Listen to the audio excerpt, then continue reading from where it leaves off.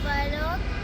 আমার ঈদ অনেক ভালো লাগে। ঈদ উপলক্ষে আমি অনেক সুন্দর একটা জায়গায় ঘুরতে এসেছি।